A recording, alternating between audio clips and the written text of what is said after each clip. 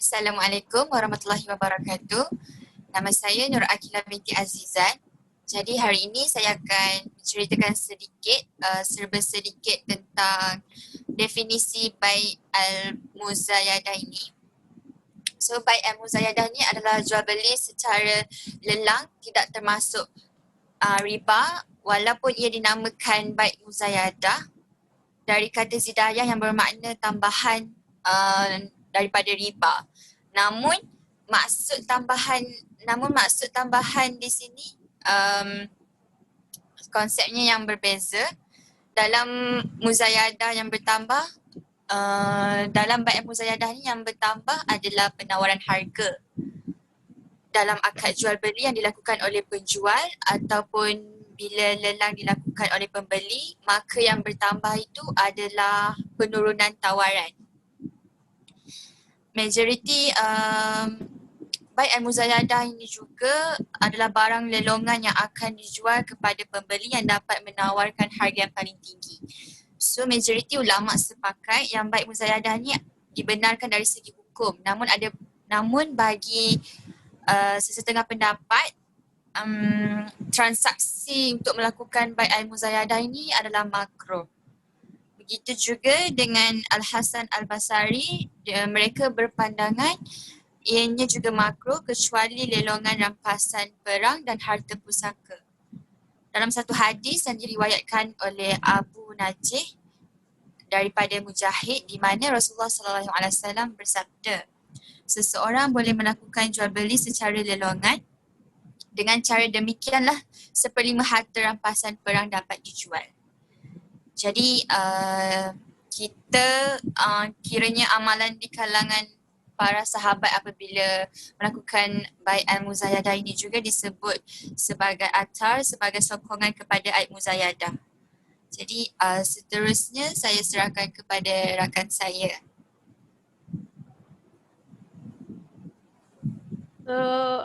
Assalamualaikum warahmatullahi wabarakatuh. Saya Hanana Hazira binti Jasmi akan teruskan perbincangan kali ini dengan tajuk hukum dari segi pandangan ulama.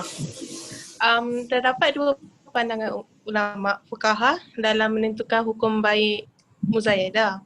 Sebahagian besar fuqaha silam berpandangan ia diharuskan oleh syariah, manakala sebilangan kecil pula tidak mengharuskannya.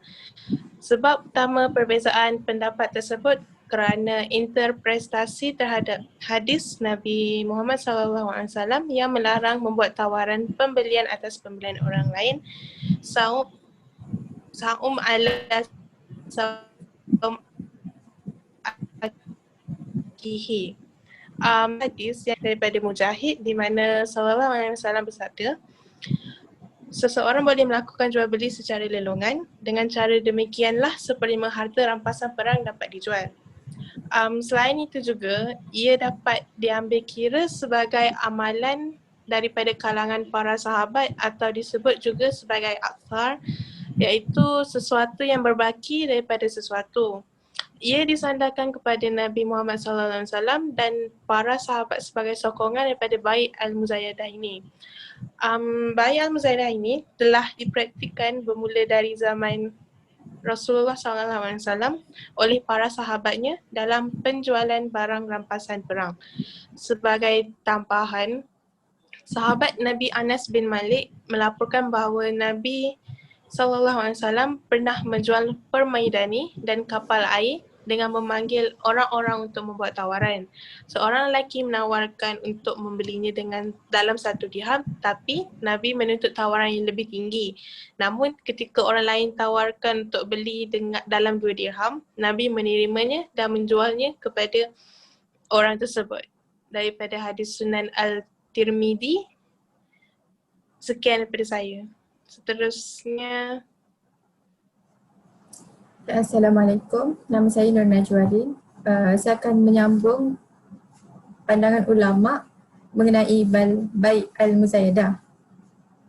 Daripada Ibnu Qudamah, Ibnu Abdul Bar dan juga lainnya meriwayatkan adanya ijma' ataupun kesepakatan ulama tentang bolehnya jual beli secara lelong, bahkan telah menjadi kebiasaan yang berlaku di pasar umat Islam pada masa lalu. Sebagaimana Umar bin Khattab juga pernah melakukannya, demikian pula kerana orang ramai membutuhkan praktik lelong sebagai salah satu cara dalam jual beli. Pendapat ini juga telah disepakatkan dalam seluruh mazhab Hanafi, Maliki, Syafi'i dan juga Hambali serta Zahiri. Meskipun seluruh mazhab Hanafi, Maliki Meskipun sebenarnya ada sebahagian kecil ulama yang keberatan seperti An-Nakai dan juga Al-Uzai. Sekian daripada saya. Baiklah, Assalamualaikum. Saya Nurul Adrina binti Muhammad Husin. Saya akan menjelaskan tentang syarat-syarat bagi bai muzayadah dan juga rukun muzayadah. Okey, bagi syarat-syarat terdahulu, terdapat beberapa syarat. Yang pertama, transaksi dilakukan oleh pihak yang cakap hukum atas dasar saling sukarela, iaitu antaradin. Yang kedua, objek lelang haruslah halal dan bermanfaat. Yang ketiga, kepemilikan ataupun kuasa penuh pada masa yang dijual. Yang keempat, kejelasan dan transparansi barang yang dilelang tanpa adanya manipulasi. Yang kelima, kesanggupan penyerahan barang dari penjual. Yang keenam adalah jumlah pembeli adalah ramai dan tidak kenal mengenali antara satu sama lain. Yang kedua, pembeli mempunyai kuasa untuk menolak taruhan yang terlalu rendah baginya. Dan yang terakhir, bagi syarat bai muzayadah adalah jika ada persengkokolan untuk menetapkan harga sama ada dari penjual ataupun pembeli, maka jual beli tadi adalah menjadi batal. Okey, bagi rukun bai muzayadah adalah yang pertama, terdapat al-bai iaitu penjual dan al-mushtari itu pembeli. Keduanya hendaknya ada dewasa ataupun dan mengerti sesuatu tersebut, tidak safih, iaitu sempurna akalnya, dan bukan kanak-kanak yang belum diizinkan untuk melaksanakan transaksi jual beli. Yang kedua adalah al-mabi, iaitu barang yang dijual. Keadaannya harus barang yang murah atau barang yang mubah, maafkan saya. Dan mubah itu adalah barang yang boleh dijual.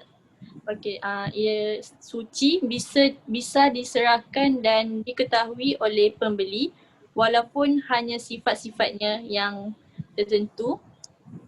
Yang seterusnya adalah sirah, iaitu perjanjian jual beli, iaitu ijab dan kabul. Yang terakhir, bagi rukun bai muzayadah adalah saling meredai, tidak sah jual beli tanpa keridaan kedua-dua belah pihak. Sekian daripada saya. Seterusnya adalah Syahira. Assalamualaikum warahmatullahi wabarakatuh. Nama saya Syahira binti Azmi. Saya akan menerangkan sertifikasi dalam sistem amalah semasa pelaksanaan bai muzayadah ataupun jual beli lelang memiliki dua bentuk mekanisme, iaitu lelang dan lelang melalui internet ataupun yang disebut e-auction. Lelang konvensional merupakan mekanisme jual beli lelang yang pada umumnya telah diketahui oleh masyarakat. Lelang konvensional seperti penjualan barang yang dilakukan di hadapan publik yang pelaksanaannya dipimpin oleh pejabat lelang. Pada lelang konvensional, setiap peserta yang mengikuti lelang saling bersaing sesama peserta lain untuk mengajukan tawaran harga ataupun nilai tertinggi. Peserta lelang dengan penawaran tertinggi akan ditetapkan sebagai pemenang lelang apabila tidak ada peserta lain yang menawarkan dengan harga melebihi dari tawaran sebelumnya. Lelang konvensional iaitu penjualan barang yang terbuka untuk umum dengan penawaran harga secara bertulis dan atau lisan yang semakin meningkat atau menurun untuk mencapai harga tertinggi yang didahului dengan pengumuman lelang. Lelang konvensional dilaksanakan pada suatu tempat yang telah ditetapkan dengan mengharuskan setiap peserta untuk hadir saat pelaksanaan lelang berlangsung. Transaksi lelang menggunakan sistem ini dianggap lebih efisien kerana peserta lelang dapat menjimatkan masa dan pembelajaran dalam melakukan perlelangan. Transaksi lelang ini menggunakan fasiliti internet untuk melakukan transaksi antara peserta yang berpotensi dalam lelang. Internet merupakan salah satu kemajuan teknologi yang boleh dimanfaatkan oleh setiap orang dengan mencipta inovasi dan perkhidmatan yang baik melalui internet. Seterusnya, lelang melalui internet atau pada umumnya disebut e-auction merupakan transaksi jual beli secara lelang yang difasilitasi oleh internet.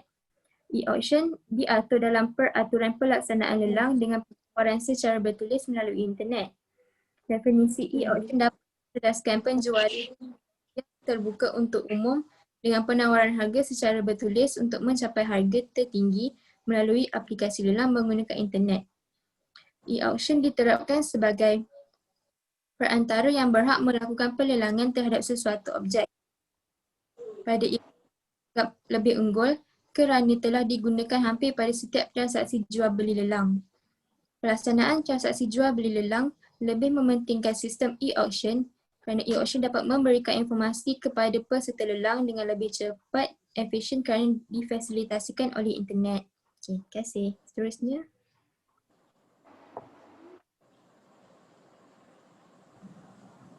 Okay, seterusnya saya akan bercakap mengenai kesimpulan by Al-Muzayadah. Okay, by Al-Muzayadah ini dia merupakan salah satu jenis jual beli di mana penjual menawarkan barang dagangannya di tengah-tengah keramaian. Lalu pada pembeli saling menawar dengan harga yang lebih tinggi sama ada pada harga yang sama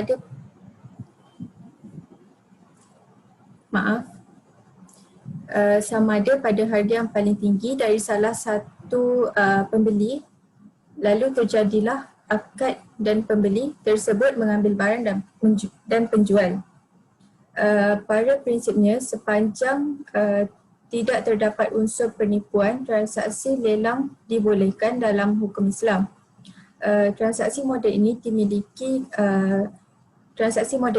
dia memiliki kelebihan dan kekurangan.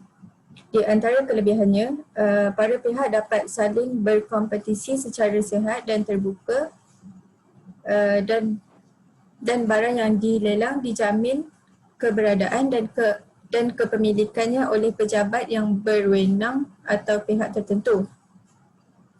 Namun kekurangan transaksi ini iaitu seringkali terjadi penipuan di antara 2 atau 3 orang dalam sebuah majlis, dalam sebuah akad, dan keadaan ini dia akan menjadikan sebahagian ulama memakruhkan transaksi lelang secara mutlak. Okey, dalam Islam untuk menghindari terjadinya penipuan dalam perniagaan ataupun bertransaksi termasuk lelong, dianjurkan adanya perjanjian dan berdasarkan pada kesepakatan bersama para pihak dengan berlandaskan etika Islam, maka akan tercipta sebuah perwatakan ataupun sifat-sifat seperti kesatuan, keseimbangan, kebebasan dan juga tanggungjawab. Jadi itu sahaja daripada kami. Sekian, terima kasih.